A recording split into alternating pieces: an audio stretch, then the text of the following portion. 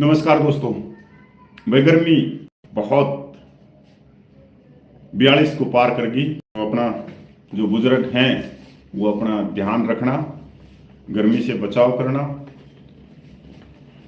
देख लो इस गर्मी में भी आंदोलन चला है जंतर मंतर पे पिछले साल। देख कितनी गर्मी में दिन भाई, मैं खासकर अपने जनक राज जी का और गोपाल कृष्णा का, हमारे JW नलिन तलवार का, और दोनों भाई विजय भाई, रमेश कुमार जी, धन्यवाद करता हूँ। चलो इस बहाने कभी ना कभी याद तो आ जाते हैं कि वहाँ चला था। आज जैसे ही मैं भाई बाहर से घर पूछा तो गेट खोला, गेट के अंदर पहला कदम रखा तो मेरे को एक चिट्ठी मिली गेट के नीचे। आप देख सकते हो, ये ऊपर लिखा है भारत सरकार रक्षा मंत्रालय। ये चिट्ठी है, ये जवानों की जो जायज मांगे उन्हीं के ऊपर एक रक्षा मंत्रालय का लेटर मिला। अब बधाई हो आप लोगों को, कम से कम लेटर तो आया। सब्जेक्ट है भाई सबका सैनिक संघर्ष कमेटी के नाम से आया है लेटर। ऊपर मेरा नाम है कपिल फौजी, गांव का नाम जिला हरियाणा, और सबका सैनिक संघर्ष कमेटी। सब्जेक्ट है डिस्क्रिमिनेशन विद जेसीओ वार रिगार्डिंग। पहला जो पॉइंट है वो है C1 central pay commission pension in the section 50% last pay drawn by the defence personnel, जो 2.81 का फार्मूला। उसके ऊपर रक्षा मंत्रालय क्या कहता है, सुनने की बात है। अगर आप नहीं सुनोगे और कोट टाई वालों के चक्कर में पड़े रहे तो फिर आपको कोई नहीं समझा सकता। D7 CPC has applied in the index of the retainalization while the making enhancement of the level from pay band 1 to 2 to 3 onward on the premise that the role, responsibility and accountability increase at the each step in the hierarchy at the PB1. This index 2.57 increasing to 2.62 for the personal PB2 and future to 2.67 from PB3.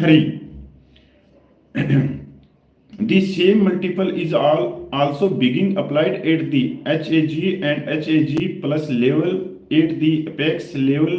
The index applied is 2.81, and for the service chiefs cabinet secretary the index has been the fixed at 2.78.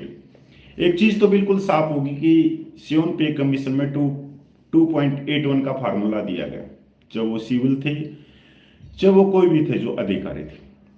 वहीं पर जो pensioner थे उनकी जो pension गुणा की गई वो 2.57 से। पेंशन कोई भी हो, छोटा रैंक हो, बड़ा रैंक हो, चाहे सिविल वाला हो, सबका, यहां तक कैबिनेट सेक्रेटरी की भी जो पेंशन थी 2.57 से करी गई। इसमें लॉजिक क्या था? इसमें यह लॉजिक था कि जुलाई 2019 में जब वो OROP जब रिवीजन होगी और जिनको जो सर्विस में रहते हुए 2.81 मिला है, वही जो पेंशन उस समय जो रिटायरमेंट आया होगा तो वही पेंशन पास होगी पुराने वालों को, क्योंकि 1 रैंक ऑन पेंशन का मतलब है नई वाली पेंशन पुराने वालों को पास करनी।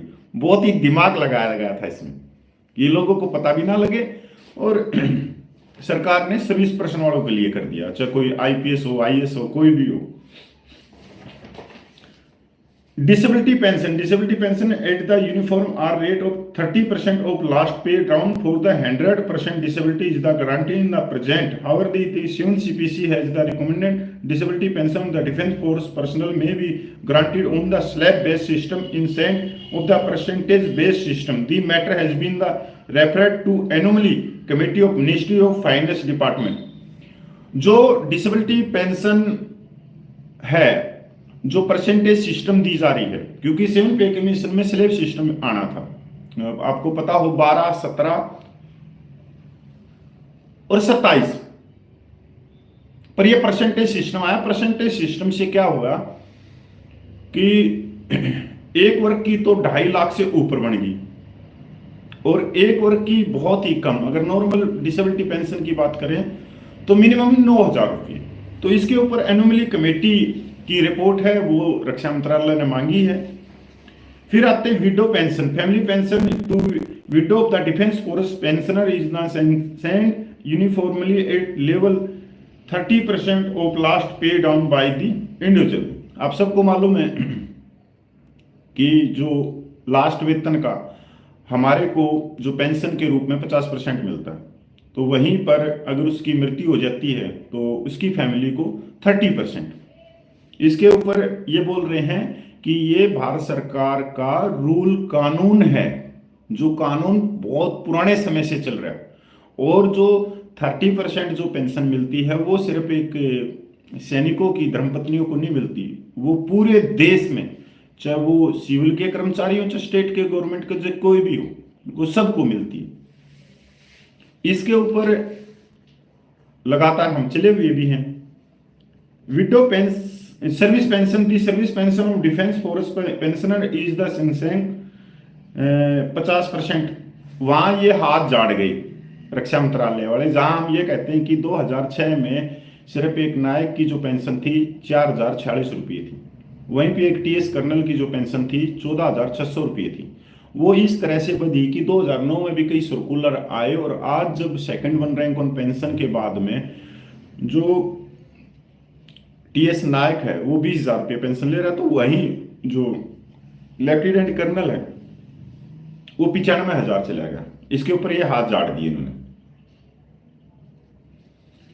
ORP, the benefit of the extending to ORP is the based on the policy letter issued with MOD letter 7/11/2015. However, of the member just judicial committee was the constituted to look into the anomaly।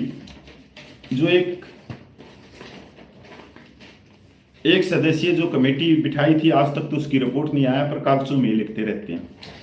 अब मैं इसमें देखो, benefit ORP not अप्लाइकेबल for the premature retire who got premature 1/7/2014।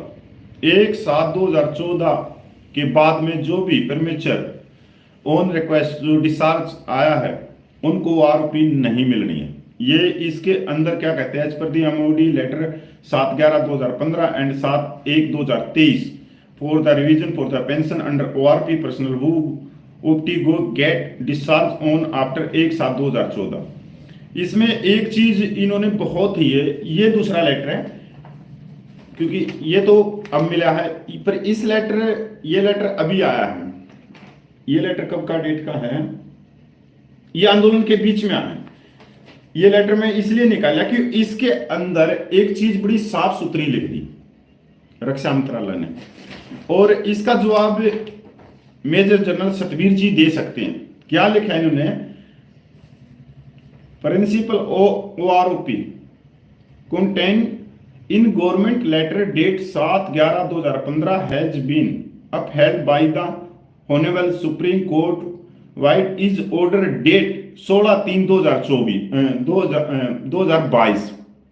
यहां पर 2022 में जो माननीय supreme court से जो फैसला आया प्रीमेच्योर के लिए, वो भी आगे आ गया।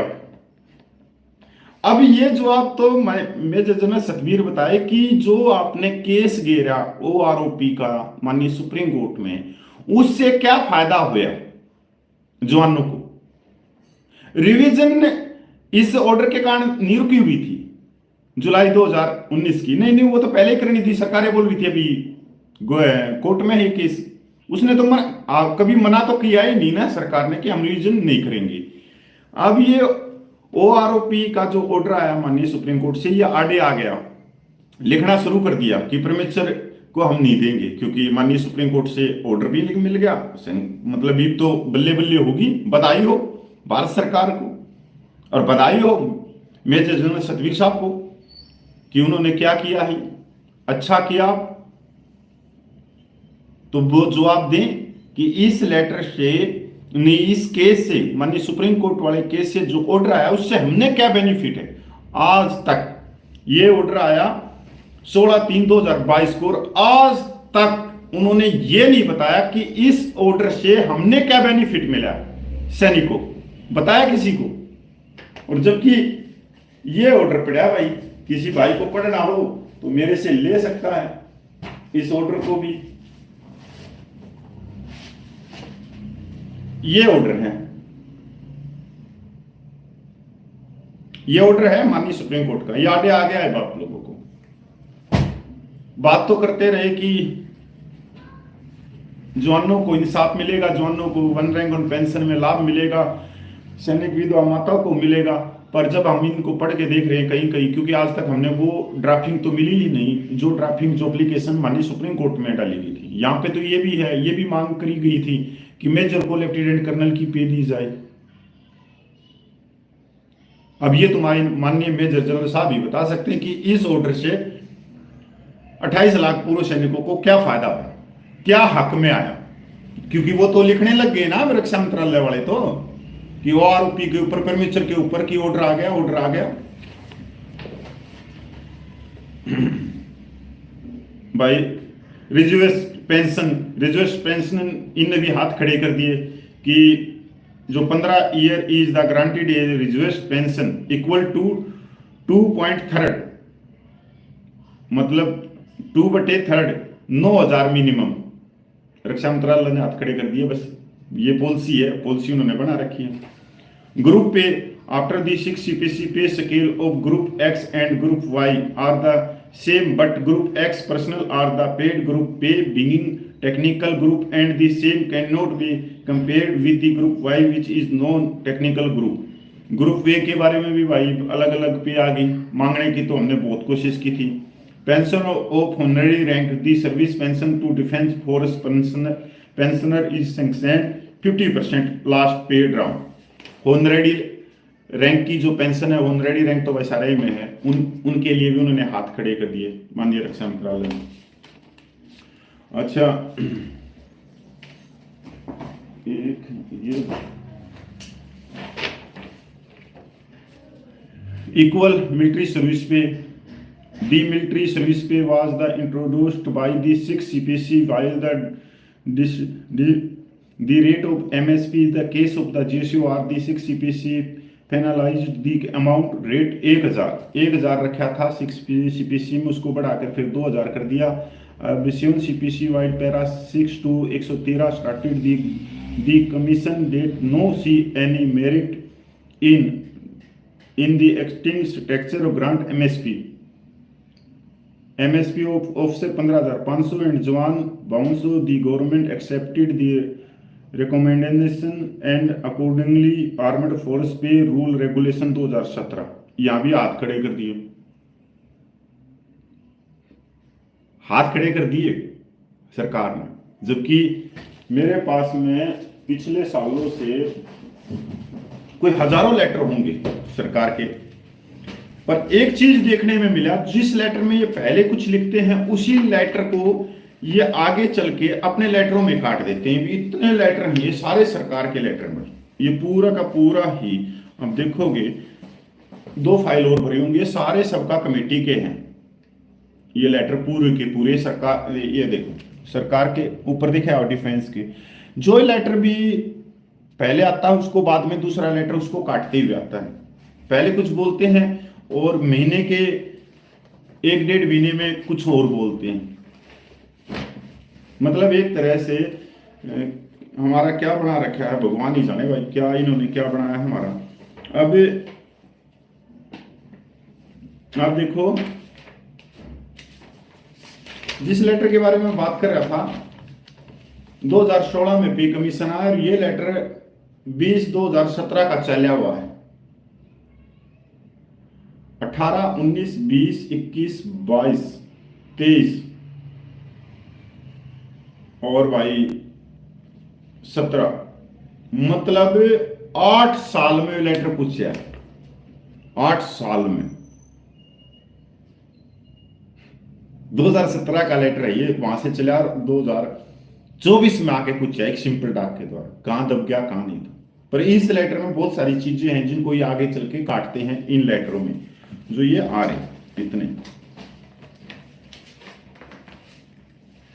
इन लेटरों में बोलते हैं इस 2017 के में लास्ट में कि हाँ हम इसके ऊपर आगे कमेटी को फॉरवर्ड कर रहे हैं, इनके ले रहे हैं, चाहे डिसेबिलिटी पेंशन है चाहे कोई और चीज है, एनुअली कमेटी के पास में भेज रहे हैं। आज 2017 में लेटर दिया मेरे को और 8 साल में इनकी एनुअली की कोई रिपोर्ट नहीं आई। कितना वो है। 2016 में पे कमीशन आया। पे कमीशन के बाद में आप सोच सकते हो कि हमने आप लोगों को जगाने के लिए दिन रात एक किया। हमने ये नहीं कहा कि भाई हम कोर्ट केस करेंगे, हमारे को पैसा दे दो, एक्स ग्रुप वाले दे दो, ये दे दो, वो दे दो, फलाना दे दो, क्योंकि ये भी एक तरह से दुकान चल रही हुई है। ये बहुत बड़ी दुकानें हैं और इनसे कई बार तो हम ऐसा सोचते हैं कि हम ठगे रह गए कि इतना लंबा समय निकाल दिया और किसी की हम जेब नहीं काटने को मिली। जबकि इतने लेटर 2017 की बात कर रहे हैं, मैं तो 2017 का लेटर है, उससे पहले के भी लेटर हैं, पर 2016 में पे कमीशन आया, उसी समय मांग उठा दी। 2016 में तो वो वहां भी पूछ गए थे सबका सैनिक संघर्ष कमेटी वाले, चाहे मल्टीप्लाई फैक्टर था, चाहे डिसेबिलिटी पेंशन थी, सारी चीजें साफ हो गई थी फरवरी 2016 के पे कमीशन में। और उससे पहले ही उन्होंने मेरे हिसाब से 2016 नवंबर में या दिसंबर में उन्होंने धरना प्रदर्शन किया था जंतर मंतर पर। उस समय ये लेटर दिए गए थे पुलिस प्रशासन के द्वारा माननीय राष्ट्रपति, प्रधानमंत्री और रक्षा मंत्री को। और उसके बाद में जवाब आया 2.5 या 3 महीने के बाद, मतलब जो डेट लिखी हुई। तो आप ये सोच सकते हो वो जो पंजाब के 3.25 लाख पूर्व सैनिक है, उन्होंने बहुत मेहनत करी है सैनिकों को जगाने के लिए। मैं तो प्रणाम करता हूँ, सलाम करता हूँ, राम राम कहता हूँ पंजाब के सबका सैनिकों को, सत श्री अकाल कहता हूँ कि आप लोगों की हिम्मत है। आप किस मिट्टी के बड़े हुए कि लोगों को आपने इतना बड़े लेवल पे जगाया है। नहीं तो आजकल तो कोट टाइप पहनकर पीछे बोर्ड लगा के आगे लाइट लगा के ऐसी पैनी पैनी आवाज बोलेंगे जिनको मतलब किसी चीज का भी ज्ञान नहीं। तो सैनिक भाइयों, कोई बधाई नहीं है, बधाई मैंने सरकार को भेजी है, सरकार को भेजी है बधाई। शाम को एक वीडियो होगा सरकार की, आज लेंगे खींच के श्याम वाले में, वर्तमान सरकार को पोल पट्टी पाड़ेंगे आज। तो श्याम वाले वीडियो को देखना ना भूले। जय हिंद, वंदे मातरम, जय भारत।